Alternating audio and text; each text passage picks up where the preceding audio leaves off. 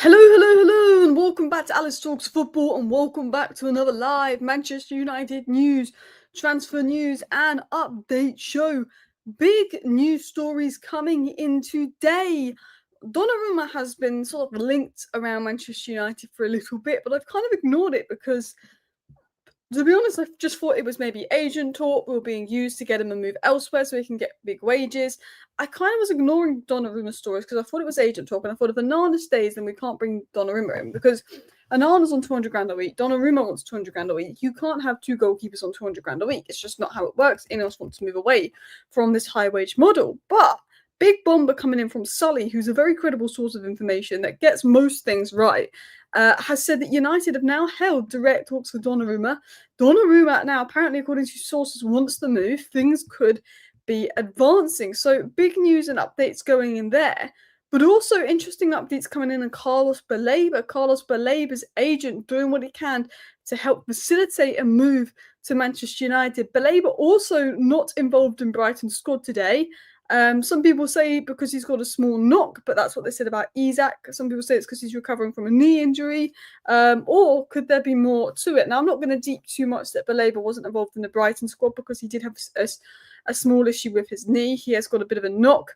But again, speculation is continuing on Baleba. And look, if we end the transfer window with Donnarumma and Baleba, I mean, that is a very, very good transfer window. You know, if we don't get Donnarumma and we get Lamens, I'm also very happy just because Donnarumma's wages and price tag. Donnarumma is more proven, but he's expensive and he will be difficult to shift on if he doesn't succeed at Manchester United, whereas Lamens would be easier to shift on. At the end of the day, if I had to pick between Donnarumma and Baleba, I'm picking Baleba. Let me know who you'd pick down below between Donnarumma and Baleba, but I pick Baleba any day of the week. But I like Donnarumma. I thought he was a bit overrated, to be honest, Donnarumma. I didn't actually rate Donnarumma that much until I watched him this season. I think this was his best season for PSG. Before that, I actually always felt that Donnarumma was overrated, but he's an improvement on what we've got, and I think he's been very good this season for PSG. Although, this won't be a popular opinion, but PSG want to move him on for Lucas Chevalier. Is there a reason for that? That's my only concern around Donnarumma. Like, I'd be very happy if we signed Donnarumma. I'd be even happy if we signed Carlos Baleba. But I'm just saying, for the wages he wants, PSG wanting him gone, is there a reason for that? Like, why Real Madrid wanted Casemiro gone? Is there a reason for that? You've got to look at those sort of little small metrics. But yes, let's get into the Donnarumma news. Then we're going to get to the Baleba news. Then we're going to get to Hojlund, because Hojlund looks finished at United, because Amorim said we need a striker in that game, but never subbed on Hojlund. And Hojlund wants to stay and fight for his place. And I think Amorim's being brutal to Hojlund to just tell him to get out and leave, because Milan are going to offer us 6 million to take him on loan and a 40 million offer on the table. So we'll talk about that. We'll talk about the latest on Garnacho, and we will share our pre-season thoughts. A lot of people saying Baleba, yeah. I like Donnarumma, but I thought before this season he was overrated. But he was very good this season. But look, Chevalier is better on the ball and had a better season than Donnarumma, which is why PSG want to sell Donnarumma. Like, if we sell Donnarumma, improvement on Nana, very happy. But I will say he's not a Baleba level signing. I think Baleba's transformative. Someone said he left PSG on a free and left Milan on a free. There is concerns around that. I do think there's a little bit of him being money hungry, and there's concerns: is he using United to get the highest wage possible? Let's continue on. So Sully is a very good source of information. Sully has told me things in private about Manchester United, and then it will be confirmed the next day, or confirmed 2 days later by either be some stories, or it'll be like it'll be confirmed by the Athletic. Sully has got a lot of inside information around United. He was wrong with the Bomba situation, but so was Rich Fay, and so was Ben Jacobs, who's probably been the best journalist of the summer, and so was Alex Crook. Someone had misinformed many people around Manchester United in regards to what was going on with Bomba when people said that there was an agreement reached before there was. He was one of about 6 people that got that wrong, but that's because he was misinformed by somebody. But other than that, Sully is a very good source of information. He gets a lot of information spot on. He knew the shirt number of this player before it was even announced, when it was going to be announced, to it in for young players before we'd even signed them. He gets a lot of good information, and he's dropped this, and this is a big story from Sully, because I've never personally believed that we were really in for Baleba. Not Baleba, really in for Donnarumma. I've just felt that his agent might have been using us. I think with, of course, Onana being on such high wages and not leaving, I just didn't think Donnarumma was possible. I think it was Lemens or no one in goal, if I was going to be honest. But Sully's dropped a bit of a bomber here, and he said, exclusive, Manchester United have held direct meetings in the last few days for Donnarumma, emerging as an option for the goalkeeper position with PSG looking to sell. Amarin likes him a lot internally, so United assessing Lemens and also other options. So he's dropped some big breaking news here that United are having direct meetings with Donnarumma. He's emerging as an option for the goalkeeper position, but direct meetings. So we're actually in for Donnarumma. And this was said by Sully. Now, there's been a lot of Donnarumma news. There's been a lot of Donnarumma this and that. Someone said, why am I being negative? I like Donnarumma. I'm very happy if we sign Donnarumma. I'm just trying to be realistic with his wage demands and say, can we fund that? Is he using Manchester United to get him the best wages? I'm not trying to be negative. I'm just trying to be realistic. I think Donnarumma is great, but Lucas Chevalier, PSG want to replace him with, you've got to take into context. But as we're going to mention, Donnarumma reportedly wants to move to Manchester United. Donnarumma wants to move to Manchester United. PSG put a 26 million price tag on the keeper, and the player is attracted to the Premier League and most specifically United. So he's out of contract in the summer. He's got 1 year left on his deal. PSG want to cash on him in on him now. And Anil Kandola has said that Donnarumma wants to move to Manchester United. So this is the move that Donnarumma wants. And the crazy thing is, everybody wants to move to Manchester United. Emi Martinez wants to move to Manchester United. Donnarumma now wants to move to Manchester United. All these goalkeepers want to move to Manchester United, but my question is, if we don't sell Onana, I can only see us bringing in a Lemens to replace Bayindir. I can't see us bringing in a goalkeeper as big as Emi Martinez. I can't see us bringing in a goalkeeper as big as Donnarumma if we don't shift out Onana. That's my honest opinion on it. But there is some big stories there on Onana. Breaking news coming in that United are in for Donnarumma. Anil Kandola works with TalkSport, so he hangs around with and will have similar connections to maybe Ben Jacobs and Alex Crook. So I'd say he's not a tier one, but I'd say he's not someone that's going to make up stuff. You know, he's more credible than other people that we'll talk about. But Sully for me is a very credible source. Anil's a good source of information, and they're talking about Donnarumma. So big updates coming in there. I'll believe the Donnarumma when he's in the shirt. Yeah, for me, I just don't know how we finance that. I think if we can't get Baleba, we might just turn our eyes to Donnarumma, get a cheaper midfielder like Gome, and then go all out for Baleba next year.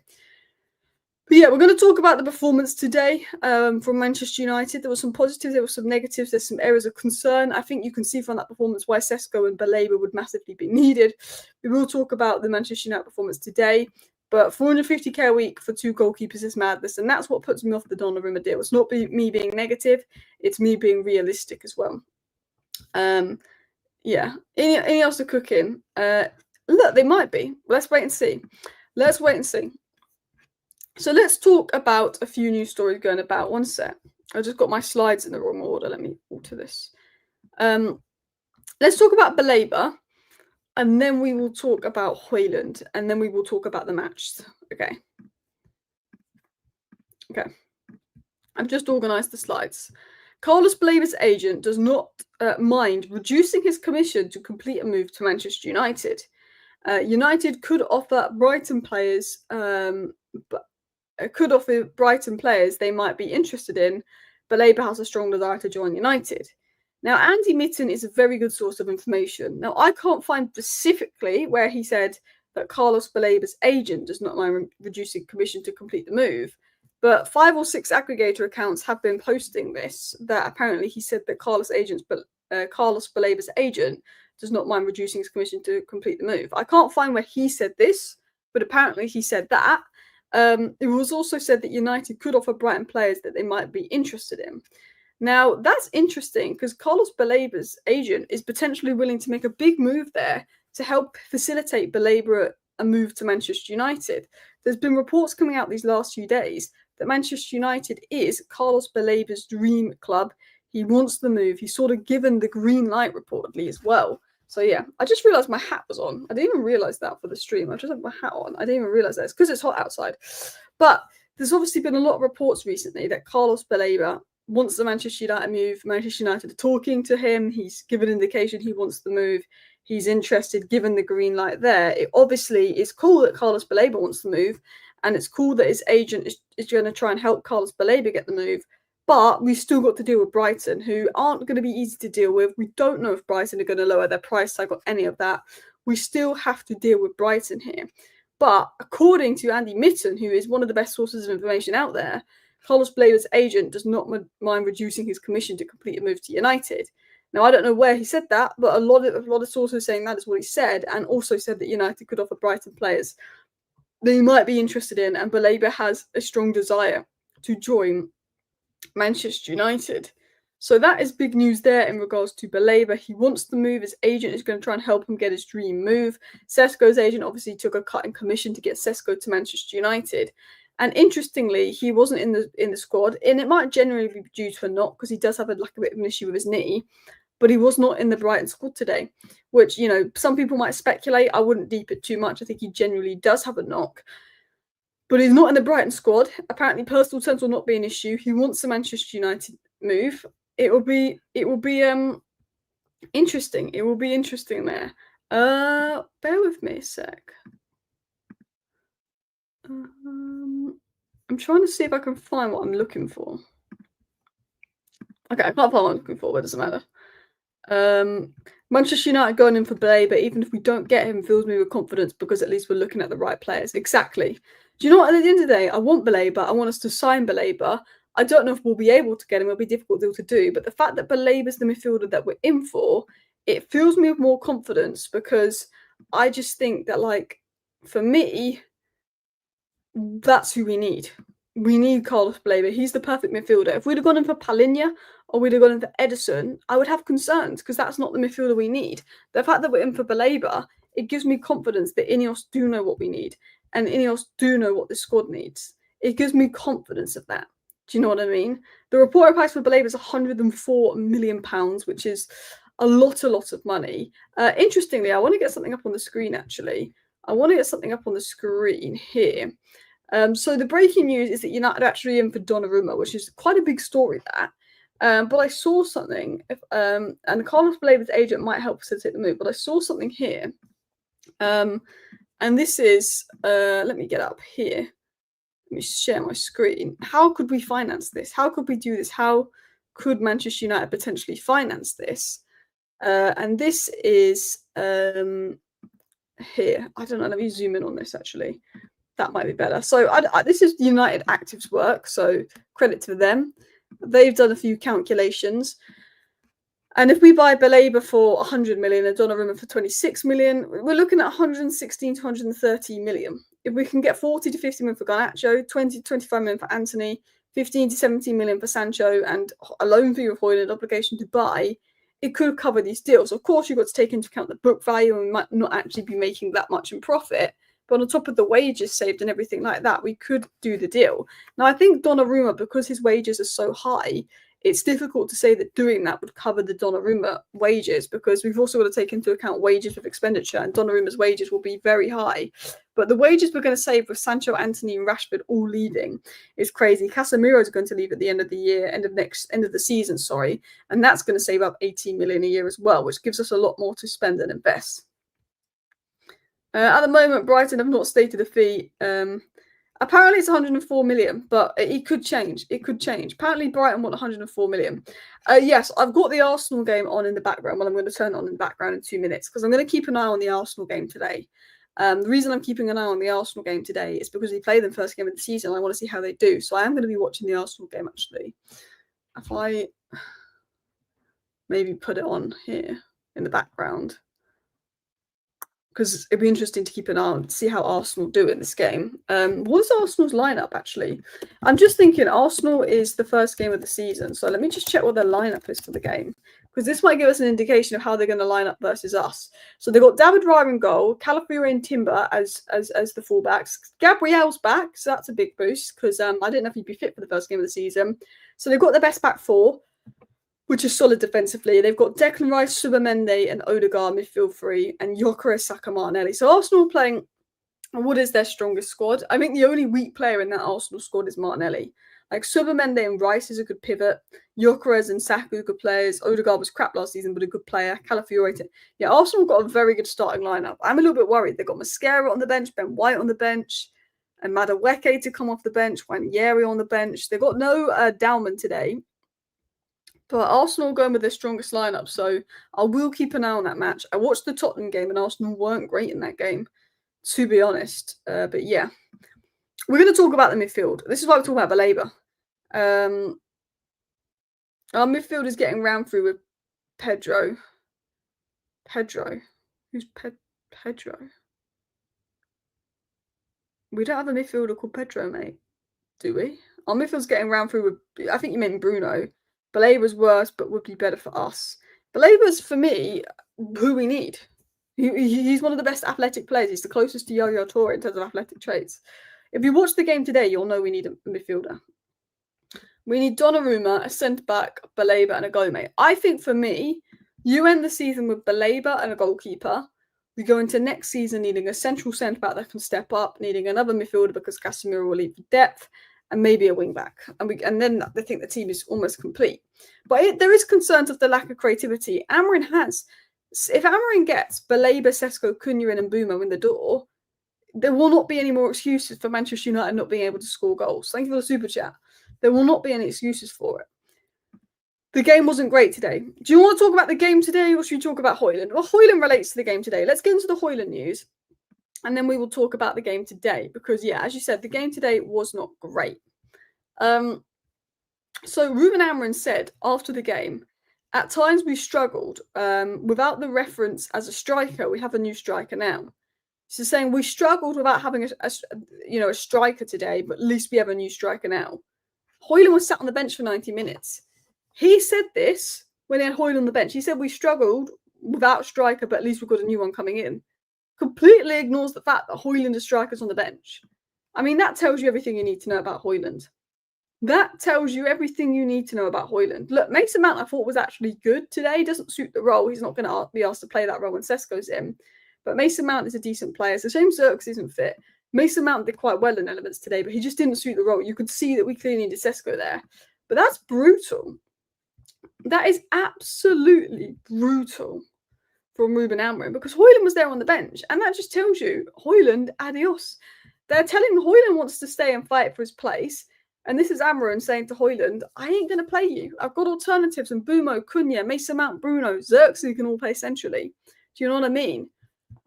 So that's Ruben Amorim. I think that's Ruben Amorim's way of being brutal towards Hojlund and letting him know, go look for a move. Go look for a move. Oh, a big update on Baleba. Big update on Carlos Baleba coming in. Another Carlos Baleba update coming in.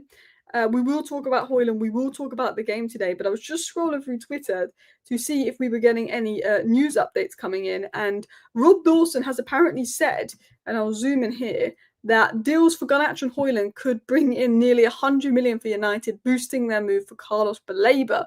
So I think Carlos Baleba wants the move. Carlos Baleba's agent is willing to do stuff to help facilitate the move. I think if the sales go through, this deal that seems quite unrealistic still now becomes more realistic. People. So interesting news there. I really want Baleba. Fingers crossed for Baleba. Please give us Baleba. We finished 15th. We didn't deserve to watch the crap we watched last season. Give us Baleba. Save us, please. Brighton, please sell. Please sell. Please sell your players, Man United. I just want Baleba. I've been going on about Baleba since Amorim was in the door, since November. If you've been following me, I've been going on about him since November. I want him badly. Anyway, let's continue on. We need a midfielder that doesn't get top 8. If we get Baleba, Amorim's got no excuses not to get top 8. One game a week, Cunha, Sesko, and Mbeumo and Baleba. We've also got players like Bruno, Ahmad, Yoro. Yoro is so good. Lenny Yoro is so good. If anybody here thinks that Lenny Yoro isn't an absolutely phenomenal player for his age and doesn't rate Lenny Yoro, then your ball knowledge is rubbish. Like if someone told me they don't rate Lenny Yoro, I'd say either you haven't watched him play or you've got crap ball knowledge. Do you know what I mean? Like for me, Lenny Yoro, every time I feel like he's our best player. Like Bruno is our best player, but doesn't suit the system, but is still our best player. But Lenny Yoro, man, yeah, it's just so good. Like, honestly, he's just so good. Gyökeres just won a foul there. Yeah, he's sheer class. I just think, like, all I'm saying is we can't ruin Lenny Yoro. Lenny Yoro is that one of the few players we have where I think, you know, not just me overhyping, because sometimes we have great players and we overhype them, or good players and we overhype them. But Lenny Yoro is one of those players that I think right now, if he was on the market, Liverpool would want him. Real Madrid would want him. Like, and Liverpool and Real Madrid are the two best teams in the world, and Barcelona. The three best teams in the world are Liverpool, Real Madrid, Barcelona. Liverpool would want Lenny Yoro. If Liverpool could get Lenny Yoro for 40 million, they would be in for him. Because they looked at him last summer. Kwanzaa's gone, Matip's gone, Van Dijk's aging. They couldn't get Hojlund. They're going to get Gay in, but you know, Konate might go next year. Real Madrid could do with Lenny Yoro. Barcelona could do Lenny Yoro. I don't think I could say that about any other player in our squad.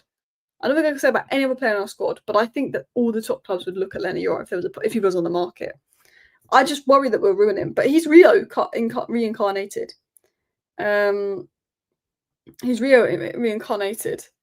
Yeah, I tell you what, I was thinking of putting Euro in my FPL. We could have scored about 4 headers today. Hopefully he stays here. Obviously, we're not going to sell Euro. I think Euro is probably the one of like about 3 players that Ineos are like, we aren't selling him. I think everyone else there's a price tag on, but Euro they're like, no. Yeah, he's just. I think Euro is unbelievable. He's the next Rio. He's the next Rio. If Arsenal get injured, you've got Mazraoui when he's back to cover Euro. You've got De Ligt to cover Maguire, and you've got Lucha and Luke Shaw to cover Heaven. I think with one game a week, I'm not worried. If we were in Europe, I'd want another centre back for depth. If we were in Europe, I'd want another centre back for depth. I think next summer we will need a central centre back, because next summer Luke Shaw's going to go for free, and Maguire could also go for free, and we've lost Evans and Lindelof. Next summer we'll need 2 centre backs just for depth, because I'm going to assume this time next year we're back in Europe. So next summer we need a long-term central centre back and maybe another wide channel centre back for depth and coverage. Probably, like, let's say we get Lemens and Baleba. Donnarumma, I don't know, it could be too expensive. Let's say we get Lemens and Baleba. Let's say we get Donnarumma and Baleba. Let's go big. If we sign Donnarumma and Baleba this year, we're going to next season needing 2 centre backs. One could be a cheaper Aiden Heavens. Fuck off, Spider. Fuck off. Go away. Flicking out. We could do with maybe a 1 cheaper Aiden Heaven type centre back and 1 proper central centre back for the future. Maybe another wing back for depth. Maybe we look at moving on Delo. Doesn't fully suit the system. So we're looking at wing back, 2 centre backs, and another centre mid to replace Casemiro. If we get Baleba in the door, next year we bring in another centre mid.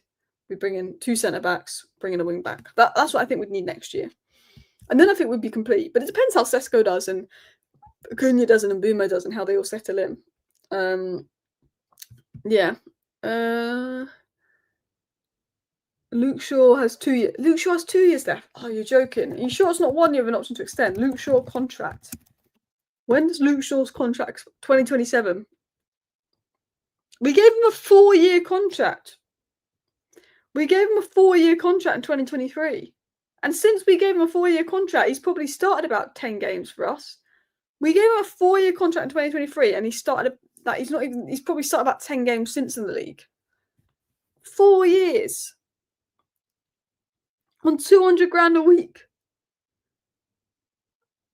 On 200 grand a week. Oh, I thought he had 1 year left. That's this club. I actually like Luke Shaw. I just don't want a player on that kind of money that's clearly past it since the injuries. Do you know what I mean? I just think Luke Shaw's got to go. But yeah, so that was obviously what I said on Hojlund.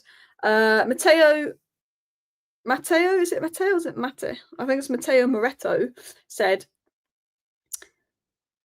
Manchester United had face-to-face meeting with Hojlund to discuss future next week. He wants to stay, but if he was to leave, he prefers a permanent move. Milan in talks with 5 to 6 million and buy option. I want buy obligation. I want a buy obligation. If he's not going to be playing for us next year, and we're only going to be saving about 7-8 million from getting Hojlund out the door, which isn't that much, isn't enough to do Baleba, I want an obligation to buy, because then we know we can go and do that deal for Baleba. I'd like an obligation to buy, then we know we can go and make that move and hopefully do that deal for Carlos Baleba. That's what I'd like. That's what I'd like. 150k a week. He's on 200k a week if we get Champions League, so I think it's 150k a week. My bad, because he said he's on 200k a week with a Champions League clause, so he's probably on 150k right now. David Ornstein said there's nothing imminent at the moment for Hojlund, but there's a good chance he leaves before the window shuts as well. So that was a big update coming in from David Ornstein there as well. Andy Mitten was on the Athletic podcast today, a very good journalist, and he said the signings have infused Manchester United fans, especially Sesko, because that was unexpected. I think we're going to see a considerable amount of movement from now until the end of the window, outgoings and incomings. I always felt there would be a lot of action towards the end of the window. There are actually quite a lot of Manchester United players, other than the bomb squad, that the club would listen to offers for.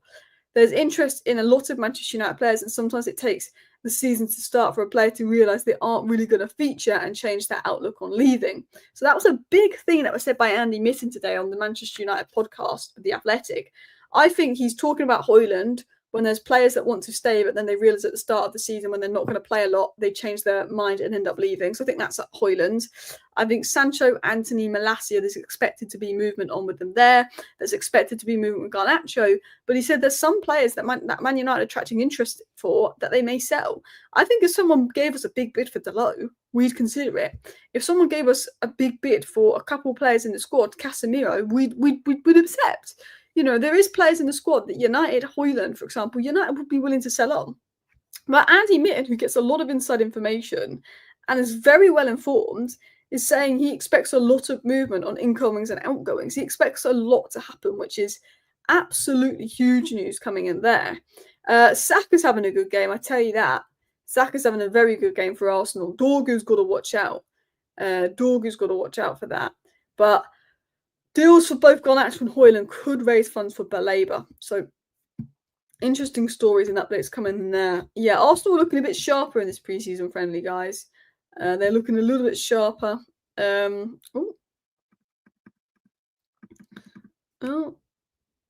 Timber looks injured. Well, I'm keeping an eye on the Arsenal game because I'm thinking of next season. Yeah, sorry, the first game of the season. We'll talk about the Fiorentina game. It wasn't great. It wasn't great. Yeah, look, I like Mbumo. I like what he's going to add. Still don't think he's fully sharp. I think Mbumo and Ahmad will link up well, but it's maybe just not quite there yet. They need a bit more time playing with each other. I think that's that situation there. I think Cunha was trying to make things happen, wasn't quite coming off from today. We lacked a striker. I think with Sesko coming in, things will be better. I thought we looked better when Maino came on. We were moving the ball a little bit better. Like, Bruno's really good, and I feel like a lot of good moments came through Bruno today. Bruno was involved in a lot of good stuff today, had a lot of positive impacts on the game. But at the same time, the problem with Bruno is he doesn't suit the system, but he's also like our best player, so you play him anyway.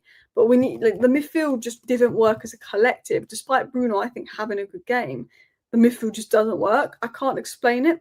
I think that Euro was mint. I thought Aiden Heaven was mint. I thought that was Dorgu's worst preseason game. I think we've seen him I think his crosses just weren't quite coming off today, if we're going to be completely honest. But yeah, there's lots of positive updates coming out in regards to that. Amarin playing Cunha and Mbumo as nines in build-up. Yeah, there was elements of that. Who would you start with Bruno in midfield against Arsenal? Might be an unpopular opinion, but I would go with Agate. Just for ground coverage, just for physicality, I would probably go with Agate. Because we're not going to dominate possession when we play Arsenal, I'm not worried about Agate. When you want to dominate possession, you don't want Agate in that midfield because he's not that guy. But because I'm not too bothered about dominating possession, I'm more than happy to go with Agate because I think Arsenal will look to dominate possession. I'm more than happy to go with Agate and Bruno pivot in that game. I think just legs, energy, I would go with an Agate Bruno pivot. There's questions if you'll go with Dalot or Ahmad at right wing back for defensive security, but Martinelli's not that much of a threat. I would go with Aiden Heaven, Maguire, or De Ligt. I don't really care which one of the two, and Yoro as the three centre backs. I'd go with Dorgu and probably Ahmad as the wing backs, and I'd probably go with Agate and Bruno just for the Arsenal game. And then, you know, the next few games I would look at putting Maino in there instead of Agate. Hopefully Baleba later on in the season, Sesko up top. If Sesko's ready to start, I think Sesko won't start. I think he will come off the bench if we're going to be totally honest. I can see Sesko coming off the bench rather than starting. Daz thinks Casemiro's finished. I don't think he's finished. Casemiro is one of those, he always takes a few games to get going. He'll be kind of crap, takes a few games to get going. We think he's washed, and then he's good again for a bit. I don't think him and Bruno will work in the bigger games. I think they will get done physically, but it did work in some of the lesser games last season. He had good moments last season. But yeah, I think he's not athletic enough. When Arsenal have got Rice and Subamende that can cover crazy ground, that's why I would go with it. Mount looked good. Mount looks good, but I think when you take Cunha off, you bring on Mount. Like if let's say we're 1-0 up against Arsenal and there's 20 minutes to go, you'd probably look at taking Cunha off and bringing Mount on because Mount's defensive contributions, press, all of that. There's little things like that. Anyway, people, I am going to wrap up today's live show here, but I wanted to do a 30-minute live show talk about obviously the big news coming in on Donnarumma, but also there's updates and interesting stories coming in on Baleba and more. But Manchester United are in talks to sign Donnarumma. I don't know if it will happen, but we are in talks to sign Donnarumma.